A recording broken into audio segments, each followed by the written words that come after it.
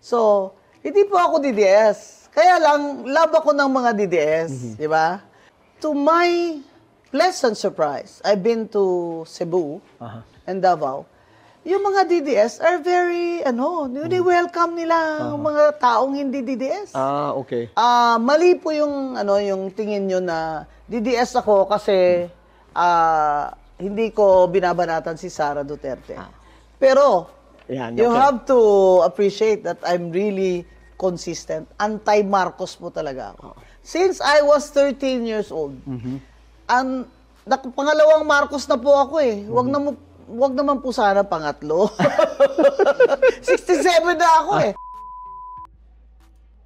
At yun na nga mga kabayan, pag-usapan nga po natin, ito pong naging interview ni Madam Rowena Guanzon, Attorney Guanzon. Dito po sa kay Sir Jojo A. Mga kabayan. Mantakin mo mga kabayan, dito nga po nakausap po siya at kanya nga pong inamin na siya po ay hindi po DDS. Meron po silang malaking pagkakaiba ng paniniwala ni Pangulong Duterte. Inamin po dito ni Madam Guanzon na meron po silang pagkakaiba sa paniniwala doon nga sa pakikipagkapwa doon sa bansang China. Magkaiba po sila ng doon mga kabayan, paniniwala. Pero mga kabayan, ang kinagugulat po ni Madam Guanzon na ang mga DDS daw po pala na kahit iba ang kanyang paniniwala, nagulat po siya na yung mga DDS mahal siya. Sinasang-ayunan siya dun sa mga bagay na alam niyang tama. At nagulat po siya nung minsan pumunta siya sa Davao. Di ba? Ang akala po niya, aalipustahin po siya ng mga DDS Kasi nga, iba yung paniniwala niya. Hindi po katulad ng mga pinklawan na pag nalamang DDS ka, kulang na lang, murahin ka, di ba mga kabayan? Hindi, totoo po, real talk po. Yung mga pinklawan, mostly dyan, akala po kasi nila matatalino, sila na po yung magagaling. Yung mga ibang pinklawan, ibahin niyo po si Madam Guanzon. Yung mga ibang pinklawan, kahit sabihin na natin tambay na pinklawan, tapos yung doktor DDS, akala po nila mas matalino pa rin po sila sa doktor kasi pinklawan sila. Tapos yung doktor DDS. Pero itong laking gulat po ni Madam Guanzon, na yung mga DDS pala, mapagmahal at napangunawa. Wini-welcome po siya mga kabayan. Kahit magkakaiba tayo ng pananaw, okay lang. Di ba? Kahit magkakaiba tayo ng pinaniniwalaan, okay lang sa mga DDS. Hindi po katulad ng mga, tulad niyan, di ba? Ng mga loyalistang tanso. Di ba? Yung mga ensaymada vloggers. Di po ba? Nagalit. Pag naman DDS ka, ay, kulang na lang, kagating ka sa leeg Di ba? Kaya nga po, dito, nakakatuwang isipin na ang isang Rowena Guanzon talagang patas po tumingin At siya na rin po nagsabi na talagang simulan sa pool, isa na po siyang anti-Marcos talaga. Kasi po, naranasan po niya yung higpit noon ni Pangulong Marcos Sr. Ngayon, mga kabayan, bagong Marcos na naman, wag naman daw sanang umabot, doon sa pangatlong Marcos. Ito po, hindi ko na po mapakahabain pa, mga kabayan, Ibinibigay ko na po sa inyo si Madam Rowena Guanzon. Palakpakan po. Madam Rowena, pasok po. We have this segment we call IQ, Internet questions and comments. Now, siguro mas maganda na lang, let's read it together para Internet questions. IQ natin to internet questions. Okay. This one is from J.S. Uy. Yan. Rowena. Wow, what values or ethical beliefs have led you to your current political beliefs? Excellence and integrity. Excellence and integrity. And love of country. Because my parents were, they were heroes during the war. My father was a guerrilla. Anak ko ng sundalo. Okay. He was a captured, bayoneted, incarcerated, beaten up, and he escaped. And he went to college in Silliman after the war with my mother, and he graduated the first summa cum laude of Silliman.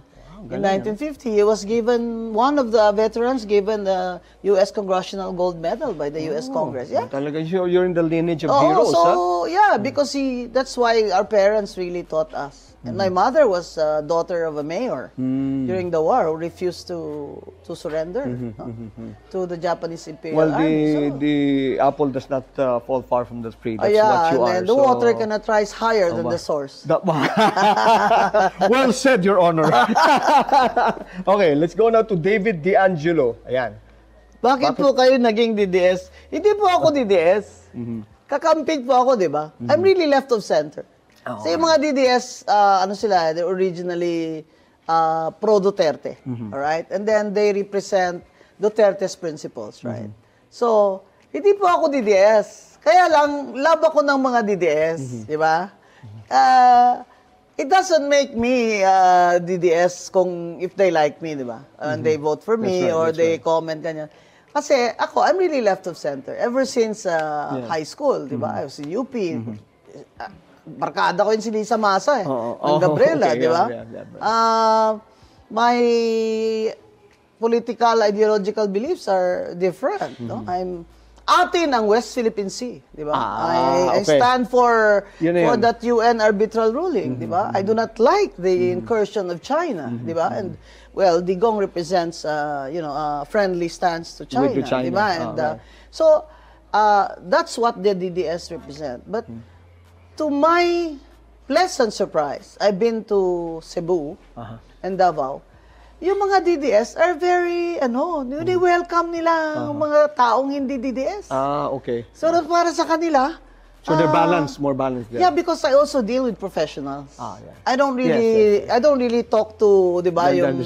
Hindi, it's okay. But, I don't really go out in a foreign country, like Davao. I don't really go out there. And I get to meet people in groups and they're mostly professionals. So, mali po yung tingin nyo na DDS ako kasi hindi ko binabanatan si Sara Duterte. Pero, you have to appreciate that I'm really consistent. Anti-Marcos po talaga ako. Since I was 13 years old, pangalawang Marcos na po ako eh. Wag naman po sana pangatlo. 67 na ako eh. Never again. Diba? Okay. Ilang water cannon ang tumama sa akin dyan sa kay Ferdinand Marcos na regime, ha? When I was campaigning against Marcos for Lenny, sinabi ko, pag nanalo si Marcos, hindi na yan naalis. It's going to be a dynasty all over again. Right?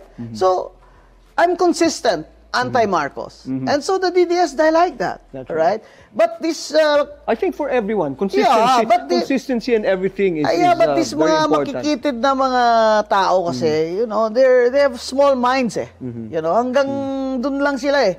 Black or white. Alam nyo, ay, hindi kayo mananalo pag ganyan lagi iniisip nyo. And you know that ako, basta anti-Marcos ako kasi nakita ko na, lalo na ngayon after 3 years, na wala talagang magandang patutunguhan. Our country is not getting, progressing. It's getting worse under Bongbong Marcos. Ito, I have to cut. Ang dami kasi, no? But ito na lang, just one lang. But that's a good question, ha? Yeah, right. So I can explain. Oh, correct. Ito, galing from Francis Pope, or Pope, no? May plano po ba kayong tumakbong senador? Ayan na lang. No, I have no plans of running for senator now. Kasi, iisipin mo, pag may plano ako, all my efforts and all my behavior will be towards that goal. And I like to be free. Right. I'm very independent. You are your own woman. Yeah, and I made my own woman. Yes, That's true. Kasi parents ko were very keen on independence, financial, career, etc. So I'm very secure and I'm very independent. So, wala po akong planong tumakbong senador. Kasi gusto ko po independent talaga ako. Ngayon, tingnan nyo yung mga may plano dyan, di gigewang-gewang sila. Diba? Ako sabihin nyo, impeachment, bakit ako ayaw ko na impeach? Sinabi ko na sa inyo from the start. Nauna na ako dyan sa iba. That this impeachment is not a good thing for the country. Plus, the grounds for impeachment, for me, they're not sufficient to impeach the vice president. And all the problems of the country, uunahin nyo talaga yan. Talunin nyo na lang yan sa eleksyon. Total, 3 years na lang naman. O, pinakulong nyo na naman si Digong. O, di ba? Ako, nakulong na rin lang si Digong. Di ba? Yan ang wish ng marami.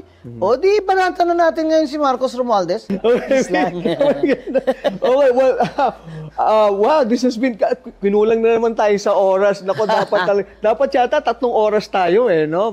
Another time. Another time, we will have you. And with that, many thanks, Commissioner and Attorney. Katamang-tama yan, only you. Thank you. Only you can make this country bright again.